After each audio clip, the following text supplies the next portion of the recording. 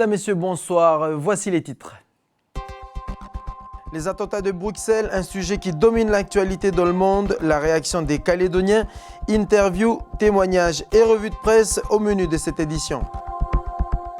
La Nouvelle-Zélande, une destination phare pour se former et décrocher un boulot de retour au pays. Se geler pour se soigner à une température de moins 140 degrés, c'est le principe de la cryothérapie. Nous découvrirons le principe plus tard dans cette édition. Et pour commencer, cette image des drapeaux en berne, ils ont été descendus ce matin à mi-hauteur devant le gouvernement. Ils seront comme ça dans cette position jusqu'à vendredi. En guise de solidarité avec la Belgique, je vous le disais en titre, les attentats de Bruxelles occupent la majeure partie de l'actualité internationale. Le bilan fait état de plus de 30 morts, un suspect activement recherché. Nous avons contacté une étudiante calédonienne sur place. Elle étudie donc à Namur. Aujourd'hui, elle n'est pas allée en cours. Contactée par Skype, on l'écoute. J'ai ma sœur en Calédonie qui a essayé d'avoir de mes nouvelles pendant 2 heures, vu que les attentats se sont passés à peu près à 8h30. Moi, je me suis réveillée à 10h puisque j'avais cours pour semaine à 11h. Et donc, ils ont beaucoup paniqué pour ça parce que je leur donnais pas de nouvelles, mais parce que j'étais encore en train de dormir, c'est tout. Donc, j'ai dû les rassurer. Par contre, moi, personnellement, j'avais aussi un peu peur parce que je les voyais s'inquiéter pour moi. Au début, je considérais pas vraiment ce qui s'est passé, et direct quand je suis partie j'ai pas la télé, donc je me suis connectée à internet et j'ai vu toutes les photos qui ont été publiées, et je me voyais il y a 1 mois et demi en train d'atterrir de Calédonie à Bruxelles au même endroit. Une semaine plus tard, je suis repartie déposer une cousine au même endroit et je me dis que ça aurait pu m'arriver, quoi. Ça, 2 fois j'y étais, et 2 fois heureusement que ça s'est pas passé pendant que j'y étais, quoi. Et on rappelle qu'il y a eu 2 explosions, l'une qui visait l'aéroport international de Bruxelles et l'autre qui visait le quartier des institutions européennes, là où se trouve le Parlement européen, un endroit que connaît très bien Maurice Panga, le député européen du pays. On écoute sa réaction. Maintenant, c'est l'Union européenne qui est visée par ces symboles, sur ces symboles. Le terrorisme s'est déplacé des États membres, si on peut dire ainsi, vers le cœur de l'Union européenne et de ses institutions. Je pense qu'il est important que nous prenions conscience que ce qui se passe en Europe pourrait se passer dans nos îles du Pacifique, nos États du Pacifique. Et donc, ça touche l'Europe, mais ça nous touche également. Il y a une relation étroite entre l'Union européenne et la Nouvelle-Calédonie, et la Polynésie, et Wallis et Futuna. Donc il faut être conscient, et je pense qu'on peut partager cette douleur, ces moments difficiles avec les Européens. Allez, retour dans le Pacifique. Et si la Nouvelle-Zélande devenait le nouvel Eldorado de formation pour les jeunes Calédoniens, se former chez les Kiwis et donc revenir pour travailler ici pour construire notre pays, pourquoi pas? Reportage signé Océane Zobler. I have a problem with Anne-Laure. She received a payment. Antoinette est une des pionnières de la formation en Nouvelle-Zélande. Partie il y a 20 ans pour une formation dans le domaine du tourisme, elle occupe aujourd'hui un poste à responsabilité dans l'un des grands hôtels de Nouvelle-Calédonie. Eux, ils appellent ça là-bas les polytechniques. Et j'étais impressionnée par le nombre d'étudiants déjà. Et la gentillesse des professeurs et tout. Depuis la mise en place de cette campagne en 1986, c'est toujours une dizaine de Calédoniens qui pourront bénéficier de cette bourse. Les candidats doivent avoir entre 20 et 30 ans et être titulaires du bac à bac+2 maximum. L'objectif de cette démarche, permettre l'insertion professionnelle. On va les choisir en fonction de leurs projets, donc des projets qui correspondent aux besoins évidemment pour nous de la province Nord et qui correspondent aussi aux métiers qu'ils aimeraient ensuite exercer. Et qui, au retour donc de leur formation, qui va être une formation courte et professionnelle en Nouvelle-Zélande, vont s'insérer professionnellement. C'est ce qu'on attend d'eux en fait. Les préinscriptions doivent être faites avant le 30 mars. Néanmoins, la campagne de recrutement se terminera le 22 avril avec un départ pour la Nouvelle-Zélande prévu fin septembre, début octobre. Voilà, c'est un procédé qui existe déjà depuis 1986. On enchaîne avec une nouvelle pratique. Elle est apparue durant l'Antiquité, mais depuis que le footballeur Cristiano Ronaldo l'a utilisée, eh bien cette pratique fait le buzz. Je vais vous parler de Cristiano Ronaldo, mais regardez cette photo où on voit Franck Ribéry, le Kaiser français qui joue actuellement au Bayern de Munich. L'attaquant, voilà, Franck Ribéry dans une marmite. Qu'est-ce qu'il fait? On le verra après. Ou encore Zlatan Ibrahimovic, le meilleur buteur du Paris Saint-Germain, avec derrière lui moins 80 degrés. Non, vous ne rêvez pas. C'est bien la température. Alors, que font-ils?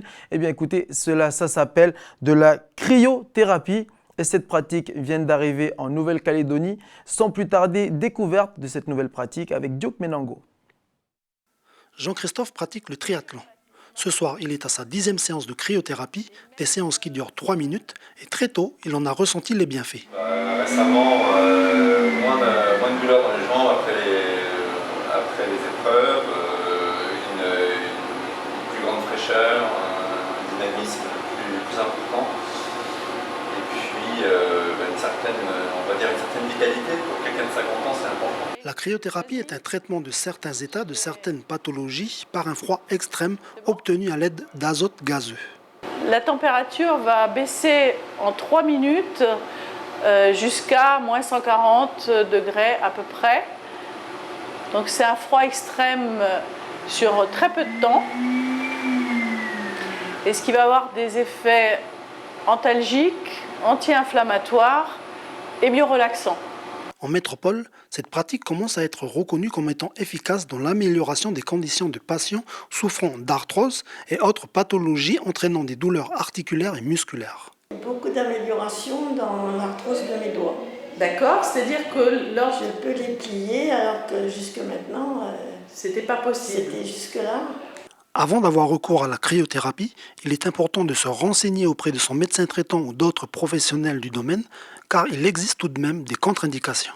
Une des contre-indications, c'est l'hypertension non stabilisée et toutes les cardiopathies obstructives. Donc si vous avez des antécédents d'infarctus du myocarde récent, il n'est pas question de passer dans la machine. En revanche, si on a le moindre doute à l'issue du questionnaire, on redirige les patients vers leur médecin référent ou leur cardiologue pour avoir l'aval de ce médecin avant de mettre la personne dans la machine. En métropole, certaines mutuelles remboursent en partie les séances de cryothérapie, ce qui n'est pas encore le cas ici au pays avec la CAFAT. Le prix de base de la séance est de 12 000 francs et cette pratique de soins par le froid, longtemps réservée à une élite, tend à se démocratiser. Et apparemment, elle redoublerait votre énergie physique avec le sang qui est oxygéné. Voilà, en effet, c'est comme du doping, mais c'est légal. Alors, on enchaîne avec le tweet du jour et il est signé Tahiti Info. On revient donc sur les attentats de Bruxelles. Ce tweet dit, je cite, « Attentat, renforcement de la sécurité dans les Outre-mer également ». En effet, depuis le 13 novembre, le Caillou était sous le plan Vigipirate. Depuis ce matin, le Caillou est passé en plan Vigipirate, cette fois-ci renforcé, et avec plus de patrouilles, notamment à l'aéroport de Tontouta. On enchaîne avec le tour de l'actualité internationale, signé Clémence Losseran et qui revient notamment sur les attentats de Bruxelles.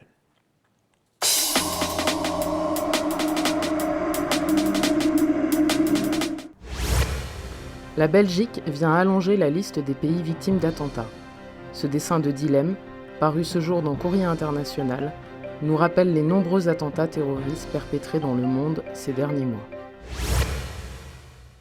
Les centrales au charbon consomment autant d'eau qu'1 milliard de personnes. L'information vient de l'ONG Greenpeace. De quoi peut-être remettre définitivement en question le projet d'une 3e centrale de ce type en Nouvelle-Calédonie. Polynésie. Les cas de certaines maladies sexuellement transmissibles ont doublé en 2015. Une prise de risque trop élevée dans les pratiques sexuelles des Polynésiens serait à l'origine de cette hausse impressionnante. Allez, le web du Pacifique de Prosper Poigu et Stéphanie Marlier, c'est tout de suite.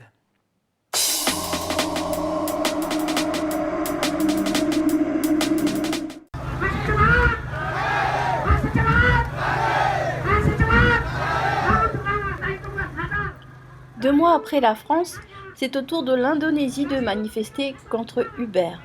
Des milliers de chauffeurs de taxi et de 3 roues motorisés ont bloqué des avenues de Jakarta pour montrer leur mécontentement à l'encontre du logiciel et d'autres services de voitures de tourisme en ligne.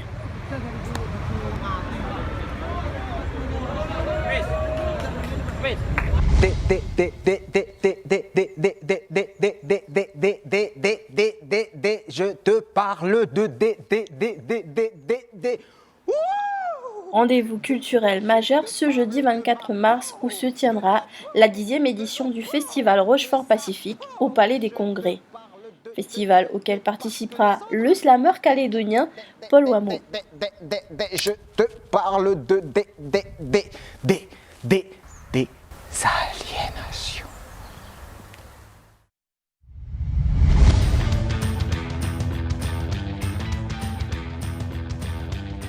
Le géant de la restauration rapide Domino's a annoncé la création d'un robot pour livrer ses pizzas et travaille avec le gouvernement néo-zélandais pour l'expérimenter dans les villes.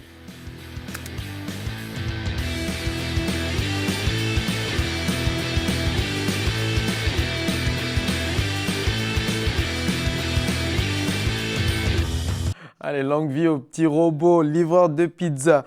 Un petit geste pour une grande cause, le don du sang. Plus de 7500, c'est le nombre de dons récoltés en 2015 par le service de transfusion sanguine du CHT Gaston Bourré. C'est plus de 10% par rapport à 2014. Le don du sang, Chloé Yentao l'a testé pour nous tous.